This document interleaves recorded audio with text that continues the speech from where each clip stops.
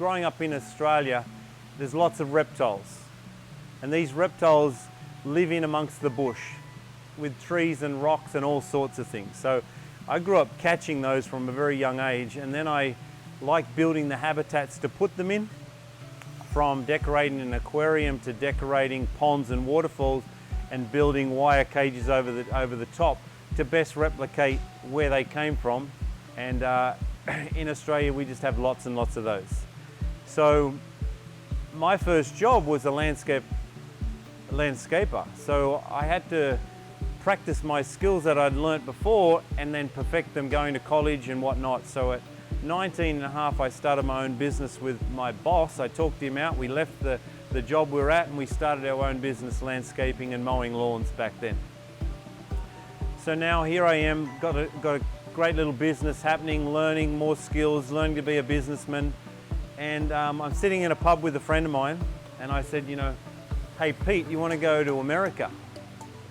And he says, yeah, I'll go. So 3 months later, we jumped on a plane and we flew into Hawaii.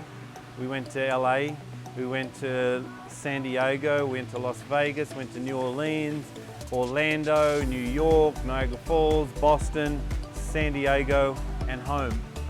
But the real kicker for me was I went to Disneyland and Disney World.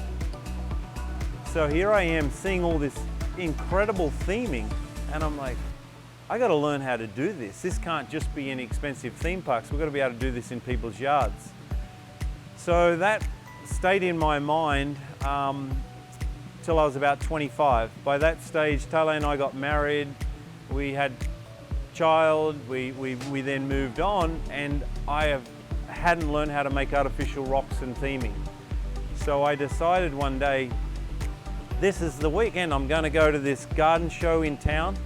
And I took a friend of mine, Michael Barber, and we went in there, and lo and behold, there's a guy selling rock making videos that day. He's never done the show before, never done it again since.